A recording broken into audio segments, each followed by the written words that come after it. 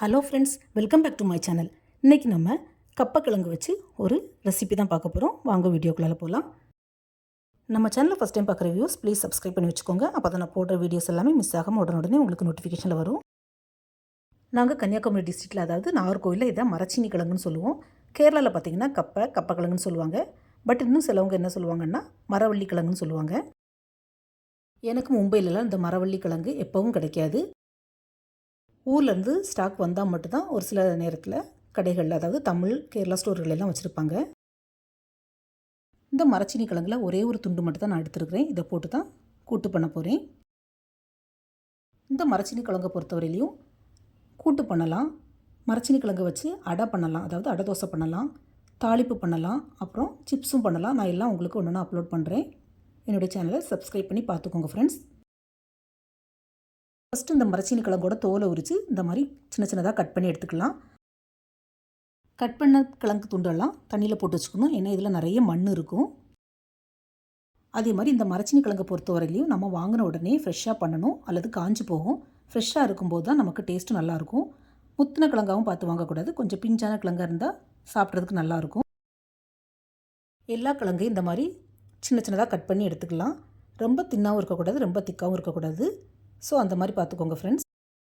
நம்ம கிழங்கு கட் பண்ணும்போது ரொம்ப தின்னாக கட் பண்ணிட்டோம்னா சீக்கிரமாக குழஞ்சி போயிடும், நமக்கு துண்டு துண்டாக பீஸ் கிடைக்காது. அதே மாதிரி ரொம்ப திக்காக நம்ம கட் பண்ணாலும் வேகிறதுக்கு டைம் ஆகும். ஸோ இந்த மாதிரி மீடியமாக கட் பண்ணி எடுத்துக்கோங்க. இதை ஒரு 3 to 4 டைம்ஸ் நல்லா வாஷ் பண்ணி எடுத்துக்கலாம். வாஷ் பண்ண கிழங்கு துண்டுகளை அவ்வளோத்தையும் ஒரு கடாயில் சேர்த்துக்கலாம். இப்போ இதில் கொஞ்சம் தண்ணி சேர்த்து வேக விடணும். அதே மாதிரி கிழங்கு நல்ல பிஞ்சு கிழங்காக இருந்தால் சீக்கிரமாகவே வெந்துடும். முத்தல் கிழங்காக இருந்தால் வேகிறதுக்கு கொஞ்சம் டைமாக தான் செய்யும். கிழங்கு பொறுத்தவரையிலும் கிழங்கு முத்தலாக இருக்கா பிஞ்சாக இருக்கா நம்ம தெரிஞ்சு பார்க்குறதுக்கு நம்ம நகத்தை வச்சு லைட்டாக அதில் குத்துனாலே தெரியும். நகம் உள்ளே இறங்கிடுச்சுன்னா நல்ல பிஞ்சு கிழங்குன்னு அர்த்தம். ஸோ அதை பார்த்து வாங்கிக்கோங்க. அதே மாதிரி என்னுடைய அம்மா கிழங்கு வேக வைக்கும்போது ஃபஸ்ட்லேயே உப்பு சேர்க்க மாட்டாங்க. ஃபஸ்ட்லேயே சேர்த்தாச்சுன்னா நல்லா வேகாது, டைம் ஆகும் சொல்லிவிட்டு பாதி வெந்ததுக்கப்புறமா உப்பு சேர்ப்பாங்க. நம்ம குக்கரில் வச்சு வைக்கிறதா இருந்தால் ஃபஸ்ட்லேயே உப்பு போட்டு வேக வச்சுக்கலாம். ஸோ அதே மாதிரி தான் நானும் பாதி வெந்ததுக்கப்புறமா தான் உப்பு சேர்த்துக்குவேன்.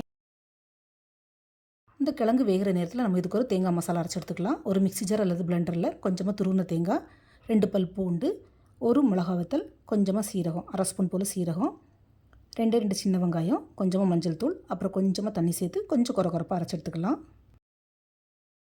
ஃப்ரெண்ட்ஸ், நான் ஒரே ஒரு துண்டு கிழங்குக்கு தான் இந்த குவான்டிட்டிலாம் சொல்லியிருக்கிறேன். நீங்கள் ஜாஸ்தியாக போட்டு பண்ணுறதா இருந்தால் குவான்டிட்டி கொஞ்சம் ஜாஸ்தியாகவே ஆட் பண்ணிக்கோங்க. தேங்காவை இந்த மாதிரி கொஞ்சம் பிறுபிறுன்னு சட்னிக்கெலாம் அரைக்கிற மாதிரி அரைச்சி எடுத்துக்கலாம்.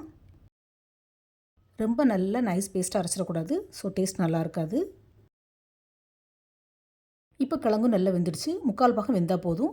நல்லா வெந்துடுச்சுன்னா குழஞ்சி போயிடும். ஸோ இந்த ஸ்டேஜில் நம்ம அரைச்சி வச்சுருக்க தேங்காய் அரைப்பை இது கூட சேர்த்துக்கலாம். கூடவே கொஞ்சமாக மிக்ஸி ஜார் அலசி தண்ணியும் சேர்த்துக்கலாம். இப்போ நல்லா மிக்ஸ் பண்ணி விட்டுட்டு எக்ஸ்ட்ராவாக உப்பு தேவைப்பட்டால் உப்பு ஆட் பண்ணிக்கலாம். நம்ம ஃபஸ்ட்டு கிழங்குக்கு மட்டும்தான் உப்பு சேர்த்தோம், தேங்காய் ஆட் பண்ண பிறகு உப்பு சேர்க்கலை. எனக்கு எக்ஸ்ட்ராவாக கொஞ்சம் உப்பு தேவைப்படுது, ஸோ கொஞ்சமாக உப்பு ஆட் பண்ணிக்கிறேன். நம்ம ஊற்றின தேங்காய் தண்ணி எல்லாம் சேர்ந்து கொஞ்சம் கெட்டியாகி கூட்டு மாதிரி வரணும். அந்த ஸ்டேஜில் நம்ம கேஸை ஆஃப் பண்ணிடலாம். கடைசியாக ஒரு தாளிப்பு மட்டும் கொடுக்கணும். இந்த கப்பக்கிழங்கு பார்த்திங்கன்னா கேரளாவில் ரொம்பவே ஃபேமஸ். கப்பக்கிழங்கு கூட்டும் மீன் குழம்பும் செம காம்பினேஷனாக இருக்கும்.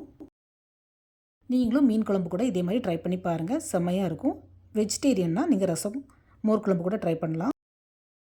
தாளிப்புக்கு எண்ணெயில் கொஞ்சம் கடுகு, உளுத்தம்பருப்பு, கொஞ்சமாக மிளகா வத்தல், கொஞ்சமாக கருவேப்பிலை சேர்த்து அதிலே தாளித்து கொட்டிக்கலாம். ஃப்ரெண்ட்ஸ், நிறைய பேருக்கு இந்த கப்பக்கிழங்கு கூட்டு எப்படி வைக்கணும்னு தெரியாது. ஸோ இதே மாதிரி நீங்களும் வீட்டில் ட்ரை பண்ணி பாருங்கள், உங்களுக்கு கண்டிப்பாக பிடிக்கும். உங்களுக்கு எப்படி வந்ததுன்னு உங்களுடைய ஃபீட்பேக்கை மறக்காமல் கமெண்ட் பண்ணுங்கள். இந்த வீடியோ பிடிச்சிருந்தால் மறக்காமல் நம்ம சேனலை லைக், ஷேர் அண்ட் சப்ஸ்கிரைப் பண்ணுங்கள். Thanks for watching. See you soon in the next video. Bye.